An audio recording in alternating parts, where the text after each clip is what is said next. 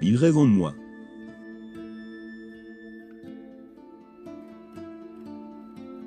Conférence de Neuville-Godard, donnée en 1967. L'Ancien Testament appelle Dieu à se réveiller en disant « Réveille-toi, pourquoi dors-tu, Seigneur? Éveillez, ne nous rejetez pas pour toujours. » Après s'être jeté dans le temps /espace, Dieu rêve qu'il est homme, et se voit comme esclave et rejeté. Mais dans le Nouveau Testament, Dieu réussit à s'éveiller dans l'homme, et dans le livre des Éphésiens, il appelle l'homme à se réveiller, et à ressusciter d'entre les morts, et Christ vous donnera la vie. Ce soir, je vais prendre les deux, et essayer de vous montrer, qui est vraiment cette présence. Votre merveilleuse imagination humaine est Dieu. C'est votre imagination, qui vous appelle à vous réveiller, car vous êtes toute imagination et Dieu est, vous et vous en lui. Votre corps extérieur est l'imagination, et c'est Dieu lui-même. Permettez-moi tout d'abord de vous raconter ce qui m'est arrivé mardi matin dernier. Tôt le matin, désirant vérifier l'heure, j'ai allumé la télévision pour le Today Show. Hugh Don, le maître de cérémonie, après avoir donné un signal à l'improviste pendant une trentaine de secondes, a dit « Laissez-moi vous raconter un rêve que j'ai fait une fois. » Dans le rêve, je regardais une cassette d'une de mes émissions, quand j'ai dit au producteur « Savez-vous, je ne me souviens pas d'avoir vu ces gens. » Fermez les guillemets, et le producteur a répondu « C'est compréhensible, car cette émission doit être enregistrée vendredi prochain. » Fermez les guillemets, quand le vendredi suivant est arrivé, l'émission dont j'avais rêvé quelques jours auparavant a été enregistrée. Dans son rêve, Hugh Don a fusionné avec l'avenir, et a vécu une expérience dont il ne se souvenait pas.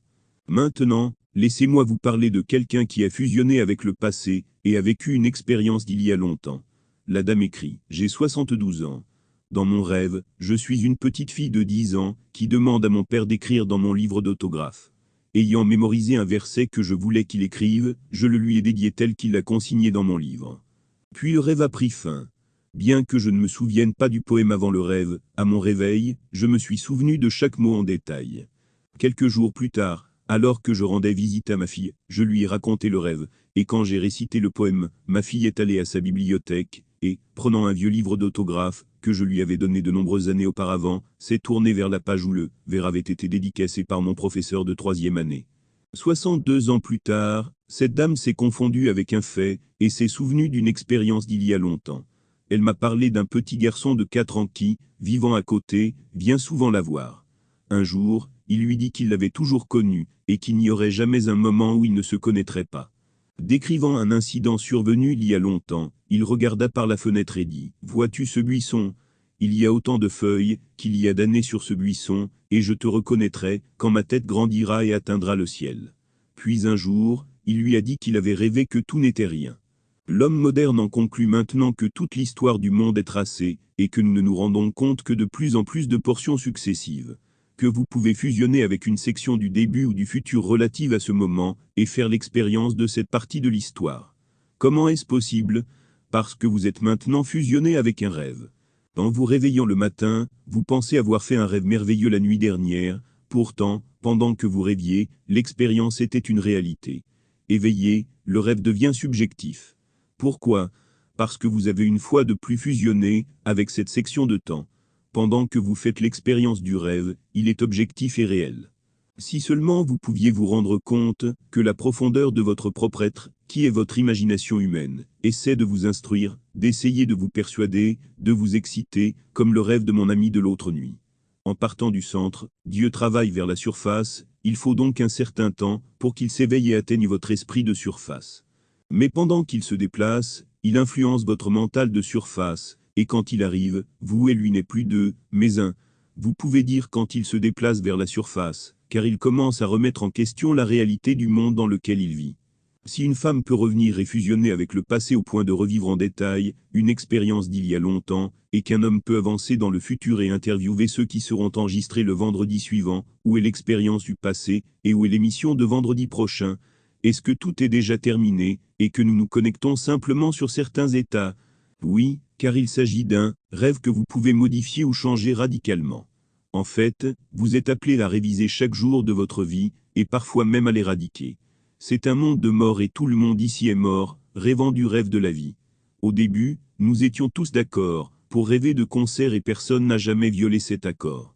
Il y a cependant ceux qui n'accepteraient pas cette cruelle expérience, telle qu'elle nous est racontée au chapitre 15 de l'évangile de Luc sous la forme de la parabole du fils prodigue. Tout au long de l'écriture, il vous est dit que Dieu aime le deuxième fils. Il aime Jacob et déteste Ésaü. Il aime Isaac et bannit Ismaël. Le second fils, celui qui entre dans le monde de la mort pour devenir esclave, a faim, s'éveille, et, reprenant ses esprits, se souvient du Père, qui l'a mis au monde. Et quand il revient, le Père lui donne l'anneau, la robe, et tue ce veau gras, car ton frère était mort, et il est vivant. Il était perdu, et il est retrouvé. Vous et moi, alors que nous vivons dans ce monde de mort, nous sommes ce deuxième fils, destiné à nous réveiller, et à nous souvenir du Père, qui nous a donné naissance. Maintenant, permettez-moi de partager la vision d'une dame. Elle a déclaré, alors que je regardais les poissons de notre étang, et que je ne pensais à rien en particulier, j'ai entendu une voix masculine dire, « Tu as couru la course. Vous avez combattu le bon combat. » Cette nuit-là, alors que je m'endormais, j'ai de nouveau entendu la voix, mais cette fois-ci, le pronom a été changé en, « J'ai couru la course. J'ai combattu le bon combat. J'ai gardé la foi. » Puis-je vous dire qu'après avoir vécu cette expérience, cette dame est à la fin du voyage. Elle a gardé la foi qu'elle avait faite au commencement. Écoutez ces paroles. Guillemets, il y a parmi vous quelqu'un que vous ne connaissez pas. Fermez les guillemets, le mot traduit par parmi est, en qui signifie rayonnant de l'intérieur. Ainsi, rayonnant de l'intérieur de vous, se tient quelqu'un que vous ne connaissez pas. Et le mot traduit par se tient, signifie une alliance. De l'intérieur de vous vient l'alliance que vous avez faite avec vous-même, qui est, vous garderez la foi, et vous ne vous retournerez pas jusqu'à ce que la course soit terminée. Et quelle course? Nous souffrons parce que nous participons au rêve cruel de la création. Au commencement, en tant que Dieu dans les Écritures, nous avons accepté de le faire. En tant qu'Élohim, nous sommes descendus dans le monde de la mort en entrant par la porte de la mort, le crâne humain. En vous déposant dans la tombe de l'homme, vous avez pris sur vous toutes ses limites et ses faiblesses, et, bien que vous mourrez de cette partie du temps, il n'y a pas de mort définitive. Vous et moi sommes les héritiers de l'univers, destinés à rejoindre cet être unique qui s'appelle le Seigneur. Il n'y a rien que vous puissiez imaginer qui ne soit déjà en cours. L'éternité existe. Lorsque vous imaginez, vous revendiquez ce qui existe déjà en vous identifiant à l'état que vous désirez rêver dans la réalité objective. Tout comme la dame s'est glissée dans une partie de son passé, et l'a revécue, comme si c'était la première fois, vous pouvez vous glisser dans n'importe quelle section du temps, et vivre un événement que vous désirez extérioriser ici. Nous rêvons du rêve de la vie, jusqu'à ce que nous nous réveillions.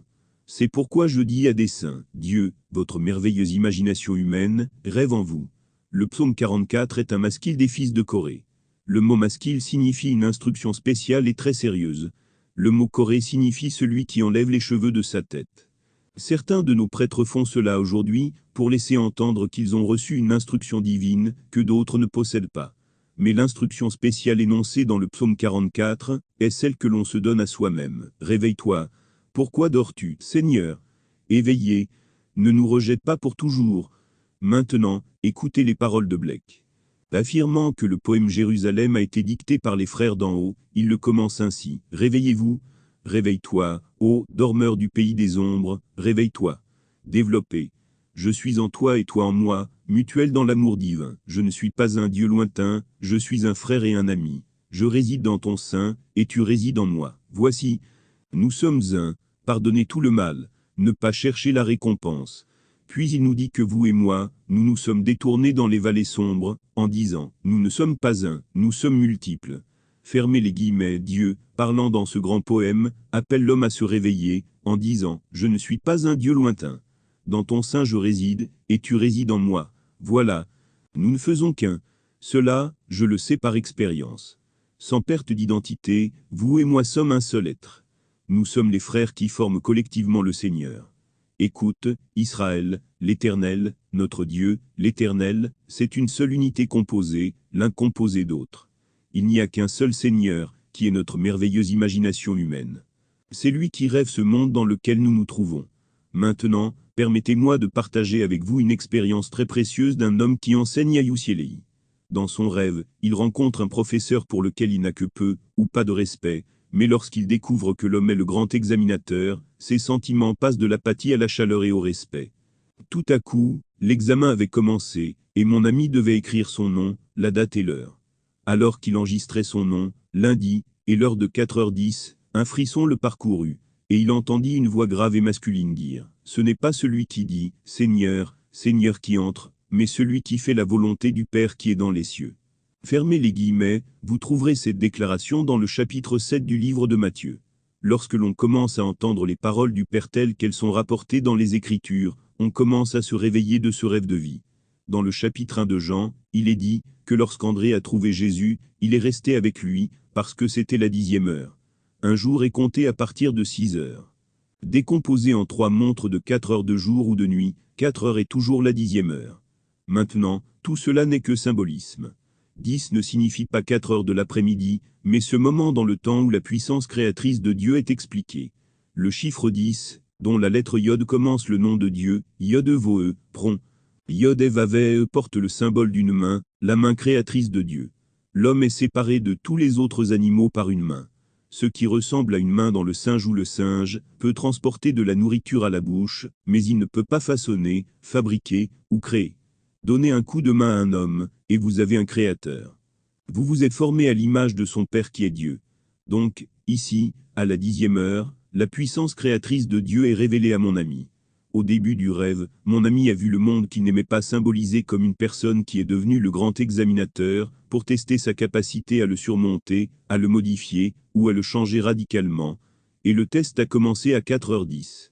En relisant mes notes, je me suis souvenu qu'en octobre dernier, alors que j'étais en train d'enseigner dans un rêve nocturne, j'ai jeté un coup d'œil à ma montre bracelet, pour découvrir qu'il était 4h10. Puis j'ai continué à expliquer la parole de Dieu, pendant ce qui m'a semblé être 1 heure environ, j'ai regardé à nouveau ma montre, pour constater qu'il était encore 16h10. Croyant que ma montre s'était arrêtée, je me suis réveillé pour découvrir qu'elle n'était pas à mon poignet, et qu'il n'était pas non plus 4h10 du matin. Voici une expérience vivante d'un rêve dupliqué, et l'Écriture nous dit que si le rêve se répète, la chose est réparée, et le Seigneur l'accomplira bientôt. La puissance créatrice de Dieu se déploie maintenant en mon ami. Maintenant, il sait que sa merveilleuse imagination humaine est Dieu, que le grand je suis dans l'homme est Dieu, et que tout lui est possible. Maintenant, le défi est le sien. Tout ce qu'il veut, tout ce qu'il a à faire, c'est d'ajuster sa pensée à l'état désiré jusqu'à ce qu'elle devienne vivante en lui, et à ce moment-là l'état s'objectivera dans son monde. Un désir subjectif réfléchi devient objectif. Tout comme le rêve d'hier soir. Bien que subjectif, lorsque vous vous réveillez, et que vous fusionnez une fois de plus, avec cette partie du rêve, pendant la nuit, cela semble être la seule réalité. Vous pouvez enlever cette section du rêve, et lorsque vous fusionnerez avec une autre, elle semblera être la seule réalité. Le vaste monde entier est fini, et vous et moi sommes fusionnés, dans un rêve dont nous nous réveillons. La dame, alors qu'elle était dans un rêve éveillé, a entendu la voix, alors qu'elle regardait le poisson, le symbole de ceux qui acceptent l'évangile du salut. Ceux qui s'invoquent eux-mêmes pour s'éveiller plutôt que d'invoquer un Dieu pour les réveiller. Ainsi, dans l'Ancien Testament, Dieu est appelé à réveiller-vous. Pourquoi dors-tu, Seigneur? Réveille-toi, ô dormeur, et ressuscite-toi d'entre les morts. Dieu est exhorté à se réveiller dans l'Ancien Testament, parce que Dieu s'est fait homme, pour que l'homme devienne Dieu, tandis que dans le Nouveau Testament, l'appel est, pour que l'homme se réveille. En testant votre pouvoir créatif, vous découvrirez qui vous êtes. Tous ces actes de l'Écriture viendront à vous sous une forme audible, et vous vous réveillerez pour vous retrouver en train de vous diriger vers l'accomplissement complet de l'histoire de Jésus-Christ. Tout le monde a gardé la foi. Personne ne peut venir dans ce monde et violer cet accord. Vous et moi avons convenu de rêver de concert avant de franchir la porte de la mort, le crâne humain. Et un jour, nous nous réveillerons comme l'a dit le poète. Il s'est réveillé du rêve de la vie. C'est nous qui avons perdu dans des visions orageuses conservées, avec des fantômes le spectacle inutile. Dieu rêve en vous et vous pouvez le mettre à l'épreuve à tout moment, si vous êtes alerte, car il s'insinue dans votre esprit conscient, le moins déguisé sous la forme d'une fantaisie créatrice. Asseyez-vous et pensez à un ami, et regardez cet être merveilleux et émouvant créer des images mentales de lui. Le Dieu de l'univers ne fait qu'un, avec votre merveilleuse imagination humaine. Il travaille en profondeur, sous-jacent à toutes vos facultés, y compris la perception. Puis, tout à coup, vous le trouvez se mouvant d'une manière serpentine sous la forme d'une fantaisie créatrice. Quand vous pensez à quelqu'un, vous pouvez l'attraper, et alors vous découvrirez qui est vraiment Dieu, car il est tout en vous. Ce soir, prenez un simple souhait, et voyez-le dans votre esprit comme exaucé. Contemplez-le. Fusionnez-vous et perdez-vous complètement dedans. Permettez à votre désir de prendre de l'objectivité, toutes les différentes tonalités de la réalité, de sorte qu'il semble maintenant être la seule réalité. Ensuite, brisez-le et revenez une fois de plus, pour vous fondre dans cette section de votre rêve, et réfléchissez à ce qui était si réel seulement un instant auparavant. Faites cela et aucune puissance sur Terre, ou dans l'univers ne pourra empêcher ce que vous avez imaginé de l'objectivation. Reposez-vous simplement dans la confiance qu'il sera objectivé, et observez le sabbat. Le sabbat est simplement ce moment, où vous ne faites aucun effort, pour qu'il en soit ainsi, parce que vous savez qu'il en est déjà ainsi. Ne travaillez pas à y ajouter, ou à en retrancher. Cela va se passer exactement, comme vous l'avez jugé bon et très bon. Vous l'essayez. Si toutes choses ont été faites par Dieu, et que sans lui rien n'a été fait, et que vous avez imaginé, et que cela s'est produit, alors vous devez arriver à la conclusion que ce qui est fait grandit à partir de ce qui est fini. Au début, ce n'était qu'un souhait, mais à la fin, c'est devenu un fait. Ainsi, ce qui est fait grandit à partir de ce qui est fini. La puissance créatrice de l'univers provient de l'imagination, l'homme réel, car l'homme est toute imagination, et Dieu est homme, et existe en nous et nous en lui. Le corps éternel de l'homme est l'imagination, et c'est Dieu lui-même. L'imagination n'est pas un Dieu lointain, mais un frère et un ami. En tant qu'Élohim, nous étions frères, pas des étrangers, mais, comme la parabole nous le dit, nous n'avons pas tous quitté notre foyer céleste. Nous nous sommes aventurés, convenant de rêver de concert, sinon nous ne serions pas ici, et l'échec est inconcevable, car la fin est simplement de se réveiller du rêve éternel de la vie. Nous avons souffert parce que nous participons au rêve cruel de la création. L'histoire nous est racontée dans le livre de Job. Tout le monde joue le rôle de Job. C'est une expérience grossière, mais la fin est si glorieuse, qu'on en oublie la douleur, comme il nous est dit dans le chapitre 8 de l'Épître aux Romains. Je considère que les souffrances du temps présent ne valent pas la peine d'être comparées à la gloire qui sera révélée en moi. Fermez les guillemets, nous partageons tous la souffrance, parce que nous rêvons de concert, nous faisons les rêves les plus cruels. Mais il faut tout pour s'éveiller, et dans l'éveil, nous sommes plus grands que nous ne l'étions avant le début du rêve. Je sais que les gens voient un Dieu absolu, mais si Dieu ne pouvait pas, texte corrompu, ce serait l'obscurité éternelle. Dieu est un créateur, transcendant toujours tout ce qu'il a créé avant ce moment, où il a pris l'engagement, et est entré dans le monde de la mort pour le vaincre. C'est là tout le défi. Maintenant, dans l'Ancien Testament, vous appelez Dieu à se réveiller, car quand il se réveille, vous êtes rachetés. Et dans le Nouveau, Dieu s'est réveillé, et dit au monde, que l'homme doit se réveiller. Ne plus invoquer Dieu, pour qu'il se réveille, mais l'homme, car l'homme et Dieu ne font qu'un. Dieu est devenu ce que vous êtes, pour que vous puissiez devenir ce qu'il est. Il ne s'agit donc plus d'invoquer un Dieu dans un lieu et un temps lointain, mais de faire appel à soi-même, le seul et unique pouvoir créateur du monde. Rien ne peut être créé sans puissance créatrice, mais rien.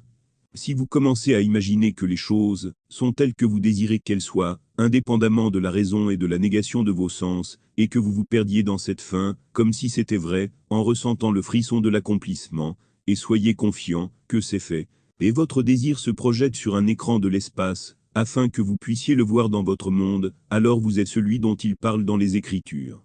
Ne vous dit-on pas que c'est par lui que toutes choses ont été faites, et que sans lui rien de ce qui a été fait n'a été fait? Et Dieu est une personne. C'est une personne qui se tient parmi vous, pas une force impersonnelle. Trouvez cette personne, et vous constaterez qu'elle est vous-même. Tu es une personne, et quand tu sauras ce que tu as fait, et que tu en verras les résultats, alors tu auras trouvé celui dont Moïse, la loi et les prophètes ont écrit. Jésus de Nazareth, le fils de David. Le Christ n'est pas un autre. Christ en vous est l'espérance de la gloire. Ne réalisez-vous pas que Jésus-Christ est en vous? C'est ce que l'apôtre demande, dans le chapitre 13 de 2 Corinthiens. Eh bien, demandez cela à n'importe qui dans le monde, et s'il est brutalement honnête avec lui-même, il vous dira qu'il ne peut pas le savoir tant, qu'il n'en a pas fait l'expérience, mais voici le défi. Ne vous rendez-vous pas compte que Jésus-Christ est en vous?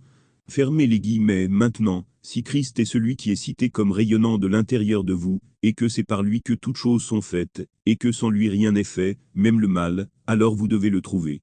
S'il n'y a qu'un seul créateur, n'est-ce pas lui qui a fait ton jour terrible, ton mois terrible, ton année terrible?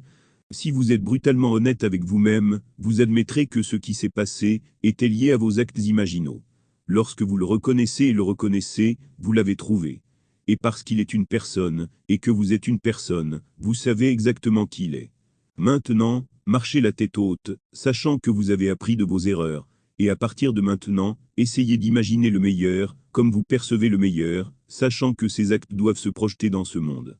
Alors vous vous réveillerez et rejoindrez les frères, car je ne suis pas un Dieu lointain, en moi nous sommes un, pardonnant tout mal, et ne cherchant aucune reconnaissance. Fermez les guillemets, si nous ne faisons qu'un, pourquoi devrais-je exiger la reconnaissance? Pourquoi ne pas pardonner à tous, car ils ne savent pas ce qu'ils font? Alors je vous le dis, le Dieu que vous rêviez autrefois en vous était votre propre merveilleuse imagination humaine. Mettez-le à l'épreuve. Concevez une scène impliquant l'accomplissement de votre désir, et, au mieux de vos capacités, fusionnez avec lui. Si vous réussissez à entrer directement dans la scène, savez-vous qu'elle deviendra objective avant d'être vue dans ce laps de temps? Il deviendra aussi objectif que ce monde. Alors, lorsque vous romprez le sortilège, ce qui était objectivement réel seulement un instant auparavant, sera pour vous comme un rêve, mais vous saurez que c'est le cas. Attendez ensuite avec confiance, que cela se produise ici, et quand cela se produira avec d'autres, afin qu'ils puissent croire, ou ne pas vous croire. Mais dites-leur, parce que nous sommes tous un, donc à la fin, vous vous dites simplement à vous-même. C'est l'histoire éternelle. Entrons maintenant dans le silence.